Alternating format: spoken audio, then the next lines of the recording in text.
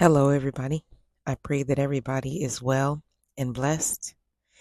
I wanted to record a video today based off of a question that was posted in one of the twin flame groups that I don't know if I'm still in, was in, not sure.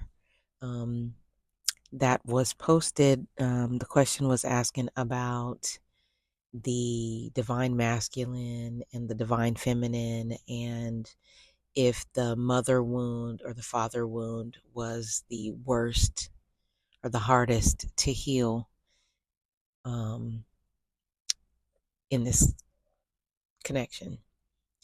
And I thought that the question was so interesting. The person that posted the question, they posted it anonymously, so I can't give them that, you know, the person credit, but I did get it out of a twin flame group, and it was posted anonymously, and I did ask if I can use the question to and was given for permission. So I definitely want to talk about that. But before I do, I just want to say happy freaking birthday to myself. It is August 15th. My birthday is tomorrow, and just a big Leo energy. And happy birthday to all the other Leos. I know some people I used to be in the Navy with had birthdays today. So just happy birthday to all the Leos, and happy birthday to me. I am going to celebrate lightly tomorrow because I have a family trip planned. So I'm gonna do a little something for my birthday, but celebrating the fun will be in September with the fam. So now that I got that out of the way, let me read the question. The question was, it says, I have a question. One of the strongest divine masculine wounds to heal is from his or her mother, and the divine feminine from his or her father. Or could it be that both have the same strong family wound from their father, for example? And I just thought that was such a great question because for me, and I'm just out the gate gonna say that I feel, my personal opinion is that the key to having coming into union, having a successful twin flame relationship, um, and really like to keep it 100 in any relationship, is to go back and do inner child healing and start with your mother and your father, the relationship you had with your mother and father, because that is the key. Like everything that I have learned on this journey, on the spiritual journey, is that, we are programmed, and programming starts even before we're born, because it's in our cells. The cells, like literally, like African Americans are genetically programmed to, or preconditioned to have, diabetes. So that just for being African American, so that's in ourselves. That's what I mean, right? It starts there.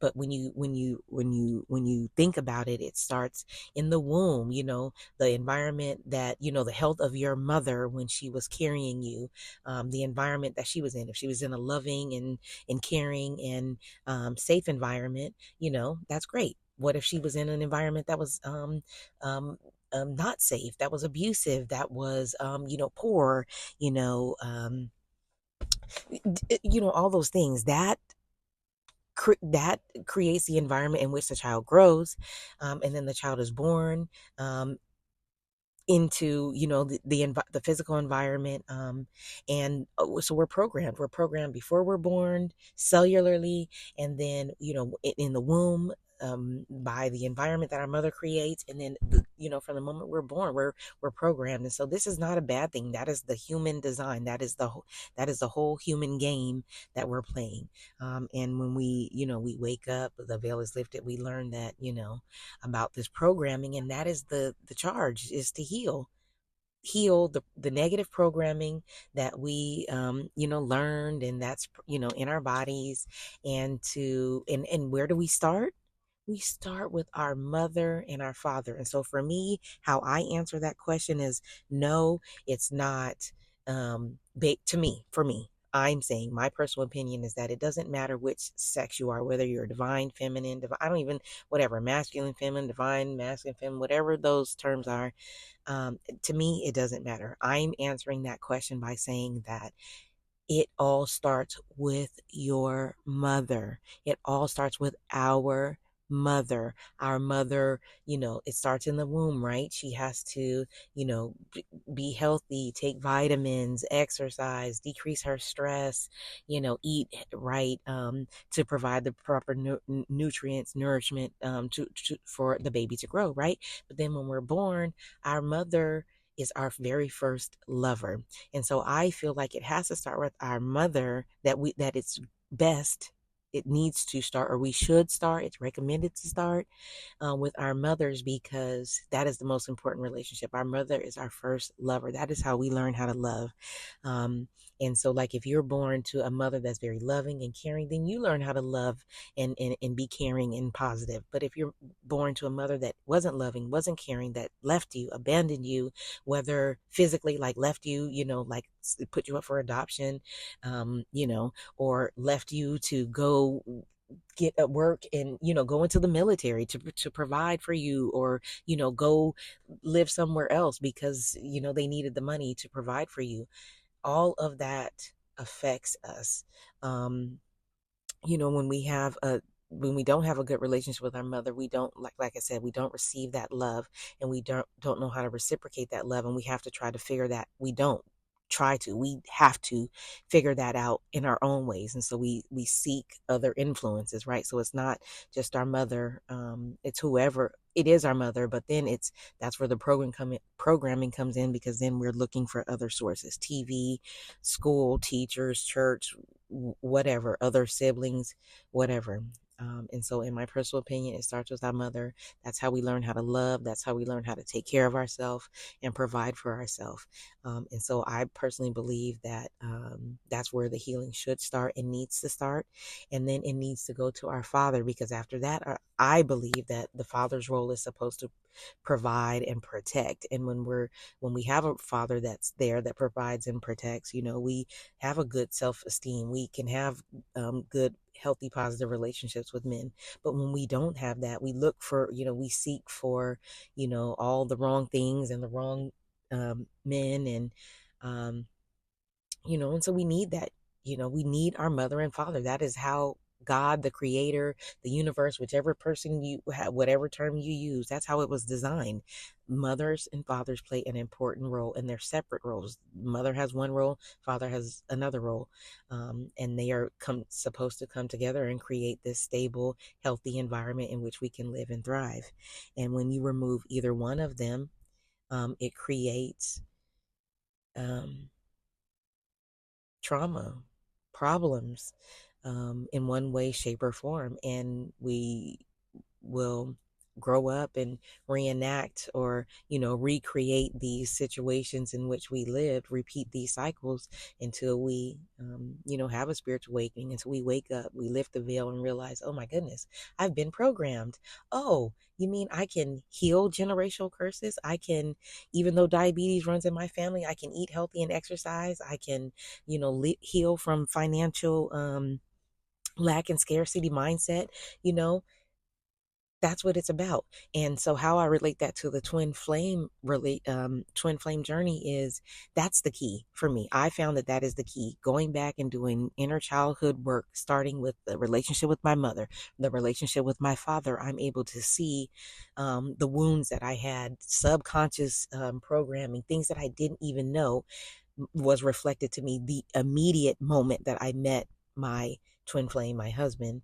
And so for me, I immediately went back and had to do the inner child healing, starting with my mother, starting with my father. My father is passed. My mother, we are not in communication, but I still, especially on this day, the day before my birthday, I am extremely grateful for her, because my mother carried me. And she provided for me my entire life. My mother was there. She worked my mom worked. She was there to provide. I didn't have a mom that, she was very loving to me, very affectionate. And so I'm super grateful for her. I will always be grateful for her, even if we are not in communication. I love her.